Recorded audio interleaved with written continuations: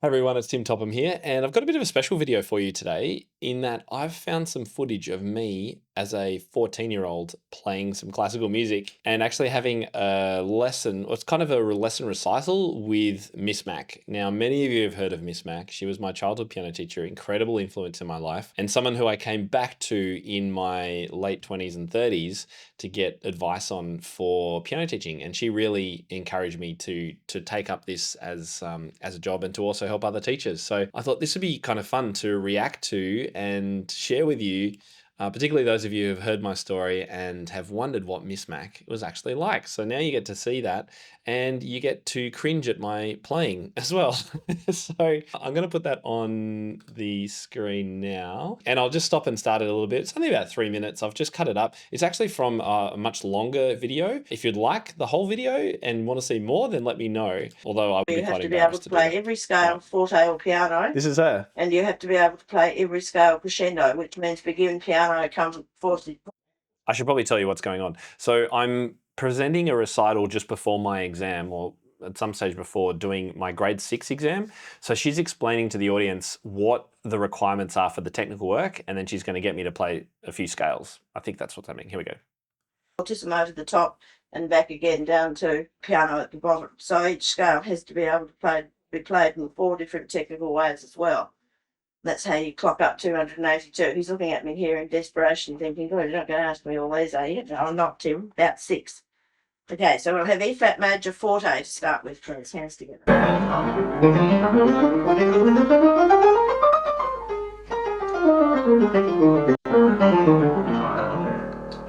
The interesting thing I note is that one concept that I always try and encourage in my students is when they're asked something in an exam or asked to do something in a lesson, to just pause and think for a second or two before they start, just to get your head in the right mindset, to make sure you're going to do the right thing and to make sure you're going to get it right.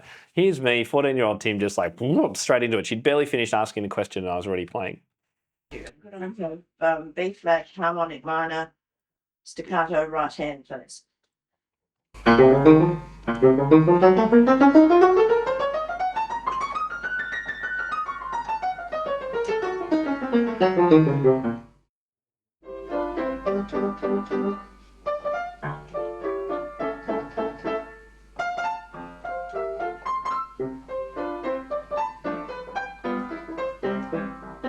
All right, so we've moved on. So there was a lot of scales that she asked for, and I didn't want to bore you with all of those. But now I'm playing the end of, I think it's Beethoven's Bagatelle, isn't it? And love the tie, of course. It's great.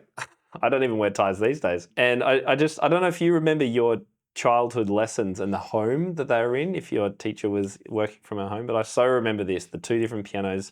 This was a big upright, really grand upright grand, I think it was actually. And I do just distinctly remember this location. I also note as I'm watching this, actually my technique is really good. Like my finger and hand shape and position and all that, I think I'm pretty happy with, gotta say.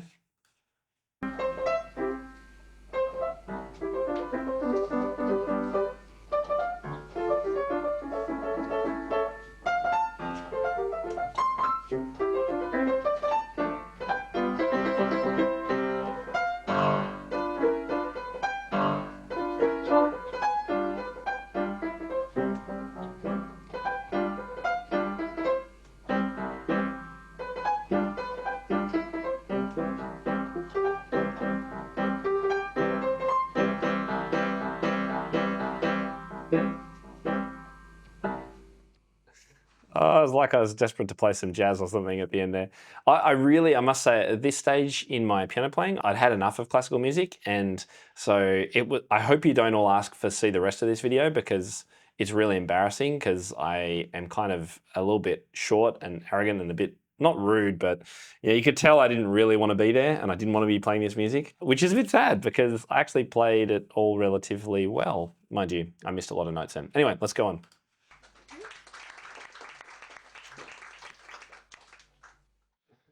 Now, the last piece, by the time you get to this list, is usually from the Romantic period of music history, where you are virtually really speaking a person's emotions through the piano. And this piece you'll hear, quite stunning moments in this piece. Now, it's interesting. You're going to hear a piece of music that was actually, I only found out in my adult years, was originally written for left hand alone. But this was in the exam book written for two hands. See if you know it.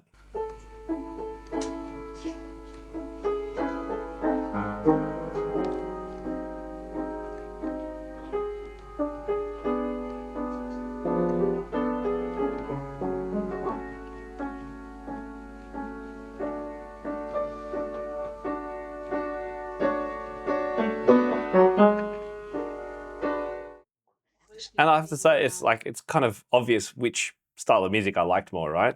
Instantly, a connection and emotion, whereas with the Beethoven, I just didn't ever get the sense of that. And it's still to this day, my favorite playing is Chopin and the Romantics rather than the classicists. So interesting. And then I did find this right at the end of the reel, and I think it's hilarious. I've got you can see that little heater sitting to the left of me on the on the side of the piano, keep my hands warm. And I'm about to play what Miss Mac called the Butterfly Etude. I think who's this by? Someone will be able to tell me. But I thought this, yeah, I'll just share a tiny little bit of my playing here as well. Because I think what I did was I wasn't asked for my extra list pieces during that concert that you just saw. So this is me just recording them, or my dad probably asking me to record them while they were fresh before my exam. Chopin, I think, Journey, Journey. Butterfly Study.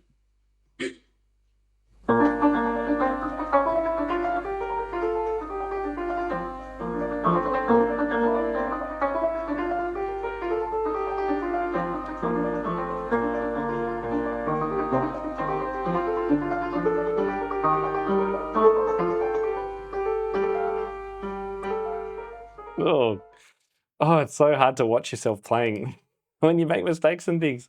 I wonder if any of you have got footage of when you were playing as a younger student. It was really kind of, it's kind of instructive, I guess, to watch back on these things when you're teaching students of this level and this age, and they just do exactly the same things as you're telling them not to, you were doing back then when you were a student. So yeah, let me know. Did you find that interesting? I do have more footage and I can share it. Although, as I say, it's kind of like, oh, it's kind of cringeworthy. But yeah, it was really interesting to watch, and I hope you enjoyed that. Let me know if you've got any questions or comments. Feel free to leave a question or comment below. Make sure you hit the subscribe button, and I'll see you in the next video.